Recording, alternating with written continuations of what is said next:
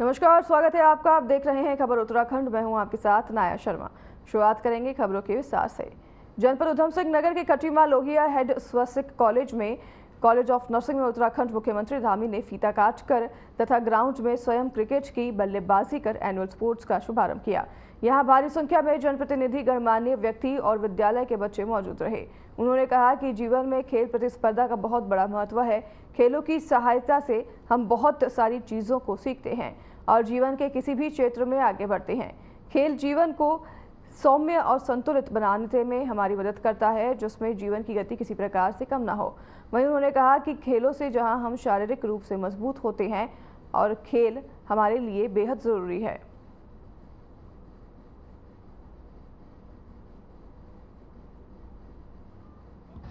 और जीवन में खेल बहुत ज़रूरी है, जिसके कारण से हम बहुत सारी चीज़ों को सीखते हैं, बहुत सारी चीज़ों की ओर आगे बढ़ते हैं। जीवन में किसी भी क्षेत्र में आगे बढ़ने के लिए हमें खेल जो स्पर्धा है उसको जीवन में भी उतारना होता है, क्योंकि जीवन भी इसी प्रकार का है। कई बार हम पीछे होते हैं, कई बार आगे होते हैं, कई बार सामान्य स्थितियों में होते हैं। उन सभी स्थितियों में हमारा जीवन के साथ सामने बना रहे, संतुलन बना रहे और जीवन की जो गति है वो किसी प्रकार से कम न हो। जहाँ खेलों से हम शारीरिक रूप से मजबूत होते हैं, वहीं हमको मानसिक शक्ति भी मिलती है। और मानसिक शक्ति के लिए जरूरी है कि हम खेल खेलें, और ये हमको जीवन के हर क्षेत्र में मदद करते हैं, सहायता करते हैं। और जीवन में उत्साह ये बहुत जरूरी है। मैं हमेशा कहता हूँ कि उत्साह होगा तो ऊर्जा स्वतः ही आ जाएगी। कांग्रेस का लोकसभा चुनाव को लेकर घोषणा पत्र जारी हो चुका है। इसी को लेकर कांग्रेस की राष्ट्रीय प्रवक्ता सुप्रिया श्रीनेच ने कांग्रेस मुख्यालय देहरादून में प्रेस कॉन्फ्रेंस की, जिसमें उन्होंने कहा कि कांग्रेस ने अपने घोषणा पत्र में नारी न्याय, श्रमिक न्याय, किसान न्याय, युवा न्याय और महिला न्याय का जिक्र किया है। उन्होंने बीजेपी पर तंज कसते हुए कहा कि देश में बेरोजगारी है और इन्हीं सब विषयों पर चर्चा करने के लिए वो यहाँ आई है। कांग्रेस प्रवक्ता सुप्रिया श्रीनेच ने प्रेस कॉन्फ्रेंस की। इस दौरान उन्होंने कांग्रेस द्वारा जारी किए गए घोषणा पत्र पर चर्चा की। तो उन्होंने बताया कि घोषणा पत्र में क्या कुछ है। उन्होंने बताया घोषणा पत्र में 5 न्याय और 25 गारंटियां हैं। तो वहीं उन्होंने घोषणा पत्र में दी गई 5 न्याय के बारे में भी जिक्र किया और उन्होंने बताया कि इन्हीं सब चीज़ों पर चर्चा करने के लिए उन्होंने प्रेस कॉन्फ्रेंस की है। साथ ही उन्होंने बीजेपी पर भी जमकर निशाना साधा।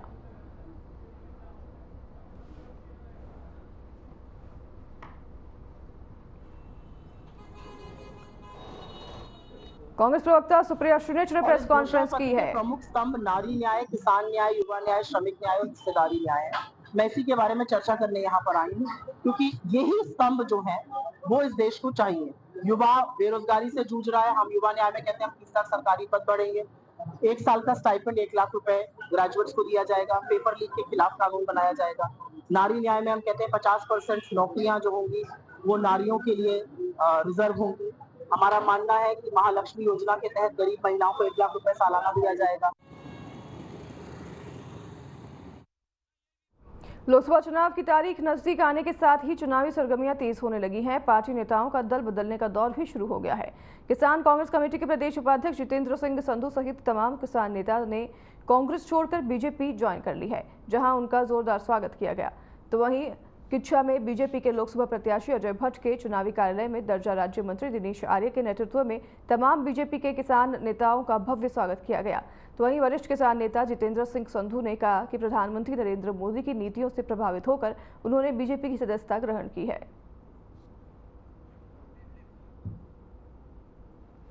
ये सिलसिला लगातार जारी है, जहां कांग्रेस के नेता बीजेपी में शामिल हो रहे हैं। तो वहीं एक और किस्सा सामने आया है, जहां पर अब कांग्रेस के और किसान नेता बीजेपी में शामिल हो गए हैं। कांग्रेस छोड़कर बीजेपी का दामन थाम चुके हैं, जिनकी तस्वीरें हम आपको लगातार दिखा रही हैं। किसान नेताओं का इस दौरान जमकर स्वागत भी किया गया बीजेपी कार्यकर्ताओं द्वारा और बीजेपी में उन्हें सदस्यता भी ग्रहण करवाई गई है।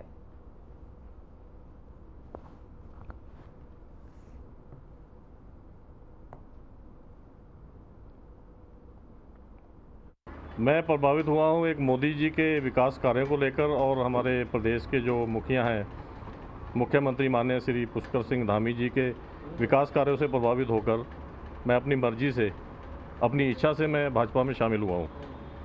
कल माननीय अजय भट्ट जी के द्वारा मैंने सदस्यता ग्रहण की है और उसमें राजपाल जी हमारे बड़े भाई हैं, उनके और जिलाध्यक्ष कमल जिंदल जी और दान सिंह रावत जी और हमारे उत्तम दत्ता जी, इनके साथ में मैंने सदस्यता ग्रहण की है और मुझे बहुत अच्छा लग रहा है। जैसे हमने सेवा 30 साल कांग्रेस में की है। आज बड़े सौभाग्य का विषय हमारे किच्छा विधानसभा क्षेत्र के सिख समाज के वरिष्ठतम नेता गुरुद्वारों के प्रधान आदरणीय जितेंद्र संधू जी ने पार्टी को कल ज्वाइन कर लिया था नानकमता में। आज क्योंकि उनका निवास इस किच्छा विधानसभा में है, तो आज उनका विधिवत रूप से किच्छा विधानसभा में के कार्यालय में उनका सभी कार्यकर्ताओं द्वारा, मेरे द्वारा उनका स्वागत किया गया। और उनका क्योंकि पूरे प्रदेश में कांग्रेस में प्रदेश के उपाध्यक्ष किसान मोर्चे के रहे हैं।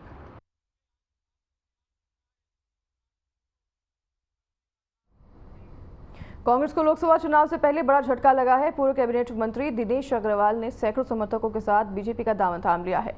बीजेपी मुख्यालय में सदस्यता ग्रहण कार्यक्रम का आयोजन किया गया था। इस दौरान दिनेश अग्रवाल ने सैकड़ों समर्थकों के साथ बीजेपी का दामन थाम लिया है।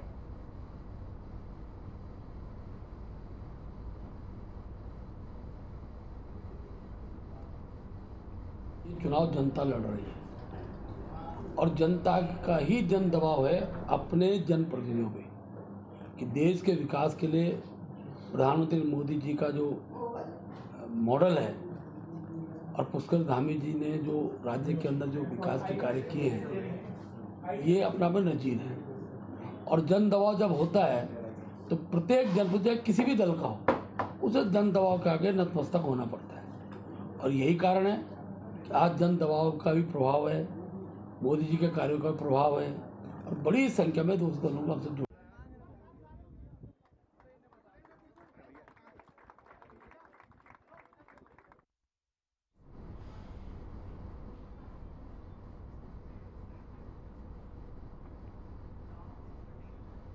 बीजेपी प्रदेश प्रवक्ता हनी पाठक ने कहा कि केंद्र एवं राज्य सरकार की विभिन्न योजनाओं का लाभ जनता ले रही है। कुमाऊं गढ़वाल में इस समय प्रगति हो रही है, तो वहीं पहाड़ों पर शुद्ध पानी की व्यवस्था के लिए सरकार द्वारा युद्ध स्तर पर काम किया गया, जिससे जनता को पीने का पानी अब 24 घंटे निरंतर मिल रहा है। उन्होंने कहा कि आज बीजेपी शासन में विकास चरम सीमा पर है, जहां देहरादून से दिल्ली तक 2.5 घंटे की दूरी के लिए सड़कों का निर्माण किया गया। वहीं विभिन्न एक्सप्रेस वे भी बनाए गए हैं। उद्योग धंधों के लिए सरकार ने विभिन्न कार्य किए हैं। नैनीताल में सबसे बड़ा पार्किंग स्थल बनवाने का कार्य हुआ है। तो वहीं उन्होंने कहा कि उत्तराखंड की 5 लोकसभा सीटों पर बीजेपी जीत का परचम लहराएगी और इस बार भाजपा नरेंद्र मोदी के विकास की नीतियों के दम पर 400 सीटों पर विजय हासिल करेगी।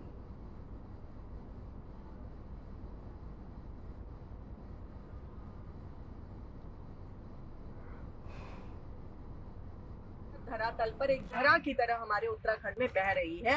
गढ़वाल के क्षेत्र में अगर आप जाते हैं तो वहां पर काफी ज्यादा इस समय तरक्की हो चुकी है, प्रगति हो चुकी है।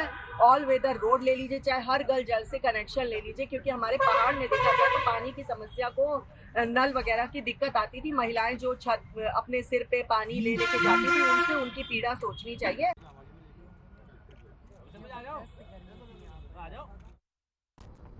कांग्रेस में रहे पूर्व कैबिनेट मंत्री दिनेश अग्रवाल ने अपने समर्थकों के साथ बीजेपी का दामन थाम लिया है। उन्हें प्रदेश अध्यक्ष महेंद्र प्रसाद भट्ट ने पार्टी का पट्टा पहनाकर बीजेपी प्रदेश मुख्यालय में उनका स्वागत किया। इस पर कांग्रेस के प्रदेश अध्यक्ष करण माला ने कहा कि इतने सालों तक दिनेश अग्रवाल कांग्रेस के साथ काम करते रहे।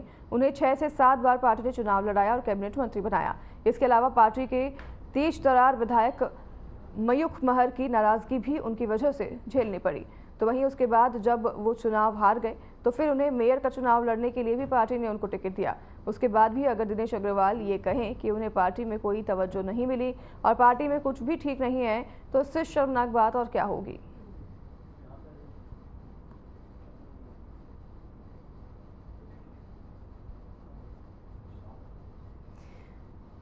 चुनाव से पहले कांग्रेस को एक और बड़ा झटका लगा है। पूर्व कैबिनेट मंत्री बीजेपी में शामिल हो गए हैं और इन पर अब करण माला का बयान सामने आया है। उन्होंने दिनेश पर निशाना साधते हुए कटाक्ष भी किया है और बीजेपी पर भी हमलावर होते करण माना दिखाई दिए हैं। आपको बता देंगे पूर्व कैबिनेट मंत्री हैं दिनेश, जो कि अब बीजेपी में शामिल हो गए हैं। उन्होंने बीजेपी में शामिल होने का कारण बताया कि कांग्रेस में उन्हें तवज्जो नहीं मिल रही थी, जिस पर अब करण मारा का भी बयान सामने आया है। करण मारा ने अपना बयान दर्ज कराते हुए पूर्व कैबिनेट मंत्री दिनेश पर कटाक्ष किए हैं, तो वहीं बीजेपी पर भी हमलावर होते दिखाई दिए हैं।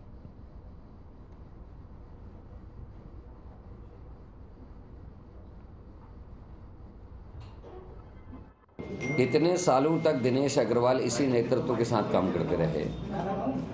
एक ऐसे व्यक्ति को 6-6, 7-7 बार चुनाव पार्टी ने लड़ाया,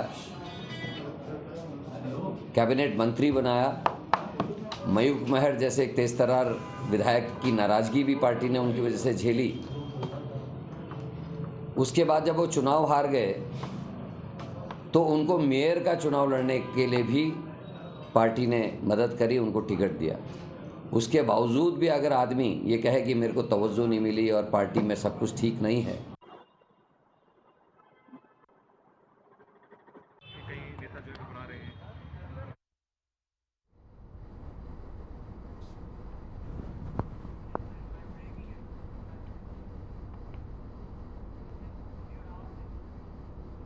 देहरादून से ये बड़ी खबर सामने आई है, जहां चुनाव के लिए दून पुलिस लगातार अलर्ट मोड पर है। एसपी देहरादून ने स्ट्रांग रूम का भी निरीक्षण किया है।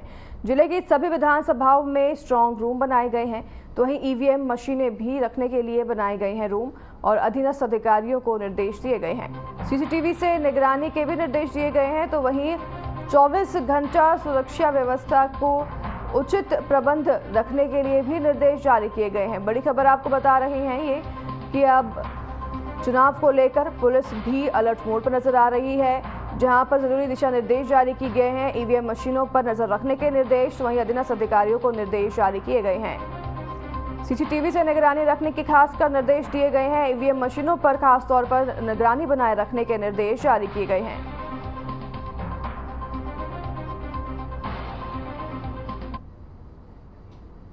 यमकेश्वर विधानसभा के चुनाव प्रचार अभियान के दौरान गढ़वाल लोकसभा सीट से कांग्रेस प्रत्याशी गणेश गोदियाल ने कहा कि उनका चुनाव प्रचार अभियान जनता ने अपने हाथों में ले लिया है और वही उनकी स्टार प्रचारक भी हैं। तो वहीं इस दौरान कांग्रेस नेता सूर्यकांत धस्माना भी मौजूद रहे हैं।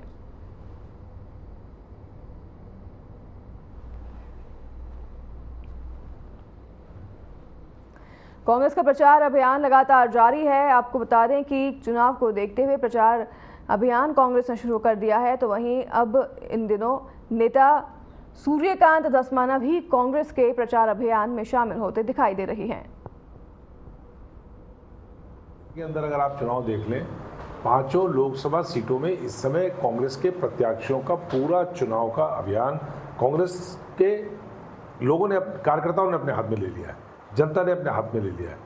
और जनता जिस प्रकार से बढ़ चढ़ करके, चाहे जनसभाएं हों, चाहे रैलियां हों, चाहे कार्यक्रम हो हमारे, उसमें जिस प्रकार से जनता की आमद हो रही है, तो ये एक शुभ संकेत है, परिवर्तन का संकेत है। हमारे स्टार प्रचारक आप देख रहे हैं, हर जगह हमारे स्टार प्रचारक हैं। कांग्रेस का कार्यकर्ता और आम मतदाता हमारे स्टार प्रचारक हैं। एक मुहिम चल पड़ी है, एक मुहिम चल पड़ी है कि हर व्यक्ति अपनी फोटो, मेरे साथ की जो उनकी फोटो हैं, वो फोटो लगा कर कह रहा है कि मैं गणेश गोदियाल का स्टार प्रचारक। ये मुहिम चल पड़ी है। तो मैं तो ये चुनाव निश्चित रूप में जनता के भरोसे लड़ रहा हूँ। मेरा चुनाव जनता ने अपने हाथ में ले लिया है और जगह जगह मैं तो भौतिक रूप में एक जगह उपस्थित रह सकता हूँ।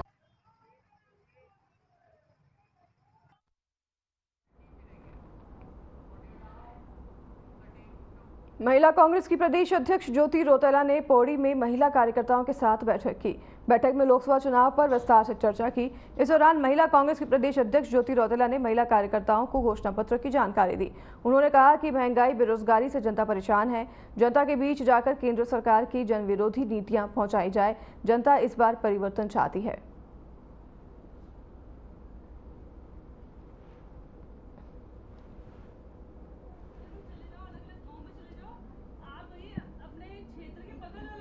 लोगों की बैठक थी, हमारी जो जिला अध्यक्ष नीलम रावत उनके नेतृत्व में हुई और उसमें हम लोगों ने आज नगर पौड़ी में जो वार्ड हैं, वार्ड और जो ग्रामीण क्षेत्रों में जो टीमें जाएंगी उनका गठन करा और गांव-गांव जो प्रचार की धार अब तेज करनी है, क्योंकि चुनाव बहुत कम दिनों का रह गया है, उसके लिए टीमें गठित करी, महिला सम्मेलन करा और महिलाओं को जो 5 न्याय हमारे नेता राहुल गांधी जी और मल्लिकार्जुन खड़गे जी ने जो 5 न्याय हमारे मैनिफेस्टो में डाले हैं, लोगों के अधिकारों की बात करी है, उनके बारे में जानकारी दी और उनको गांव-गांव तक कैसे पहुंचाए, उसके लिए हमने आज अपने संगठन की तैयारी करी।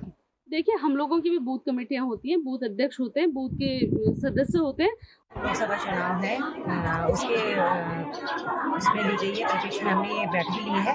इसमें हमने महिलाओं से, जो हमारी प्रदेश सचिव हैं, उन्होंने जो हमारी मैनिफेस्टो है उसके बारे में बताया है सारा कि किस किस तरीके से हमें कौन कौन सी तैयारियां करनी है और किस तरीके से हमें महिलाओं को आगे समझाना है कि हमारी जो एक न्याय की 5 गारंटी जो आई है महिलाओं के लिए, सबसे अच्छी गारंटी वो आई है, जिसमें 1 साल में 1 लाख रुपए गरीब महिला को देने के लिए और आधी आबादी आधा हक, ये सभी तरह के उन्होंने चर्चाएं अभी महिलाओं के साथ की है, जिस तरीके और कहा है कि महिलाओं को जो टीम बनाकर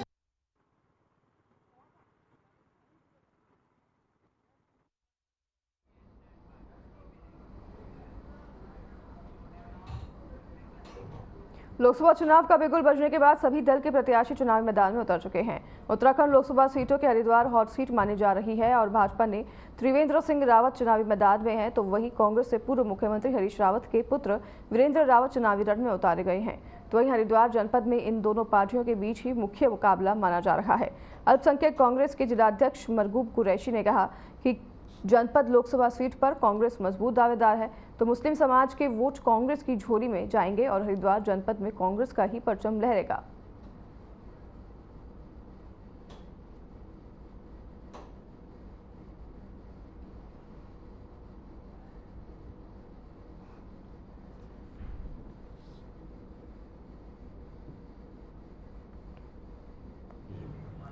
आज लोकसभा चुनाव बिल्कुल सर के ऊपर है। 19 तारीख को चुनाव होना है और 19 तारीख को पूरे देश की जनता ने मन बना लिया है कांग्रेस के पक्ष में वोट करने के लिए।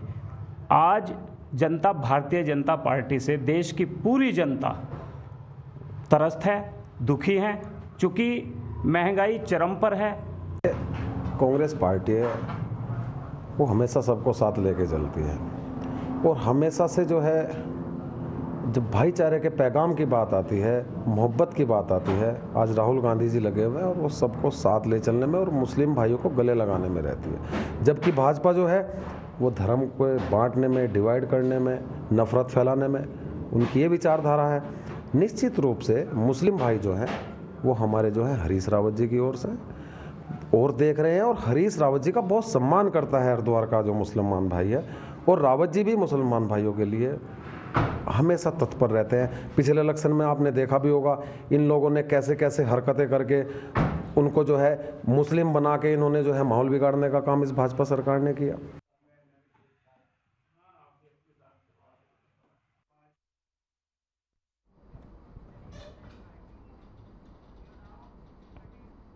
दिनेशपुर थाना क्षेत्र में एक ही सप्ताह के भीतर स्मैक के नशे के आदी 2 युवकों ने फांसी लगाकर आत्महत्या कर ली। बता दें कि दिनेशपुर में बड़े पैमाने पर स्मैक का नशा करने वाले युवाओं का आंकड़ा बढ़ता जा रहा है।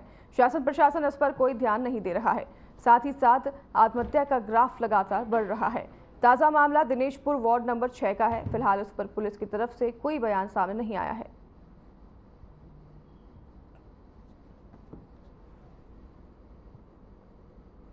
मैं हूँ छोटा चाचा उसका, मृतक का मैं छोटा चाचा हूँ। रात को 11:40 के आसपास मेरे को कॉल आया था भाभी की, फजली भाभी की। तो कॉल आने के बाद पता चला कि हमारा भाई का लड़का ने फांसी लगाया। तो आते ही पुलिस वाले आए थे, उन्होंने लाश उतारा है। मैंने कुछ फ़ोटो खींचा था अपने पास, फ़ोटो ये भाई साहब को दे रहा हूँ। और क्या कहूँ, अब थोड़ा नशा ही गलत करता था। तो उससे पहले 2 दिन पहले या 1 दिन पहले झगड़ा किया था। अब नहीं मालूम क्या हुआ क्या नहीं हुआ।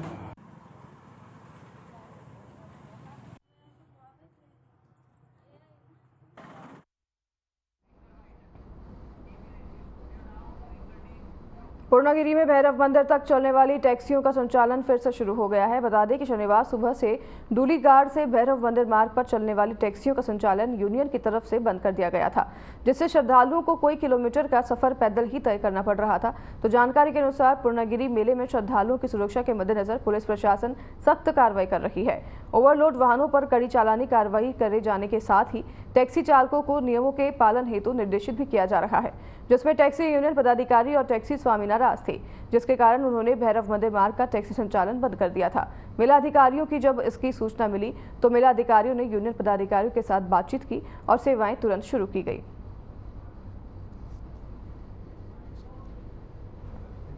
पैदा हो गई थी, जिसकी वजह से उन्होंने संचालन बंद कर दिया था टैक्सी यूनियन ने। तो यहाँ पर बातचीत करके उनकी जो गलतफहमियाँ थी वो दूर कर दी गई हैं और पुनः जो है टैक्सियों का संचालन जो आपका डूलीगाड़ से भैरव मंदिर के लिए बंद हुआ था वो पुनः संचालन कर दिया गया, जिसमें 2-3 घंटे का व्यवधान रहा।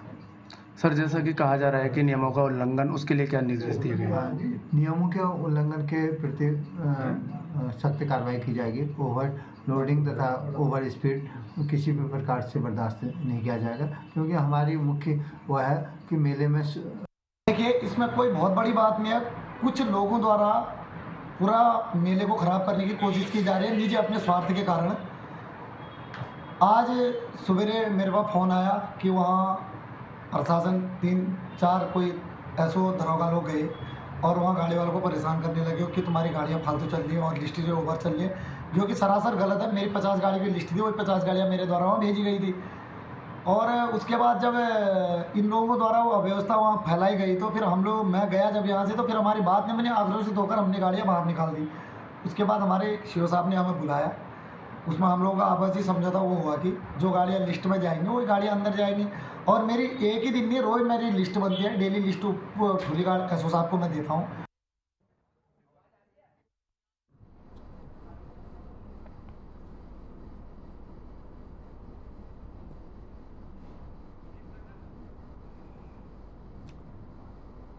भैरव मंदिर के लिए ये टैक्सियां बंद कर दी गई थी। टैक्सियों के बंद होने पर श्रद्धालुओं को आवागमन में काफ़ी परेशानियों का सामना करना पड़ रहा था। वहीं टैक्सी चालक ने हड़ताल करते हुए इन टैक्सियों को बंद कर दिया था। आपको बता दें कि पुलिस द्वारा चेकिंग अभियान चलाए जाने पर टैक्सी चालक परेशान होकर अपनी हड़ताल पर चले गए थे, जिसके बाद टैक्सी सेवाएं बंद कर दी गई थी, जिससे श्रद्धालुओं को काफ़ी परेशानियों का सामना करना पड़ रहा था। अब पुलिस प्रशासन ने टैक्सी यूनियन से बात करके इस सेवाओं को फिर से शुरू कर दिया है।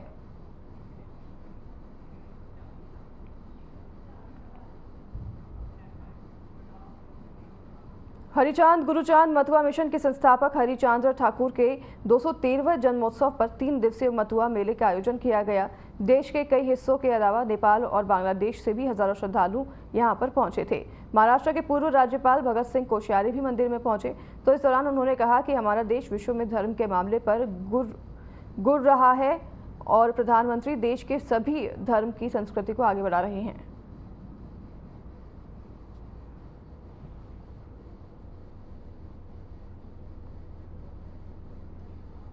देखिए, ये हमारा भारत अनंत काल से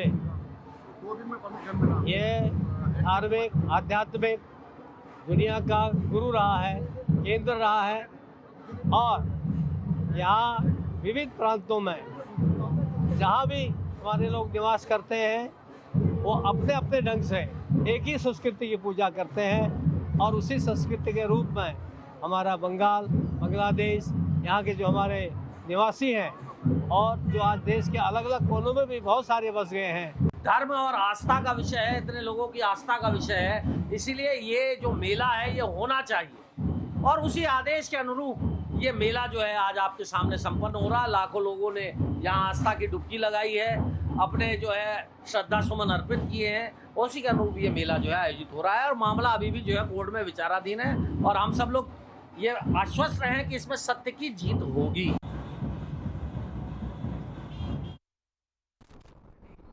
तो फिलहाल इस बुलेटिन में हमारे साथ बस इतना ही। नमस्कार।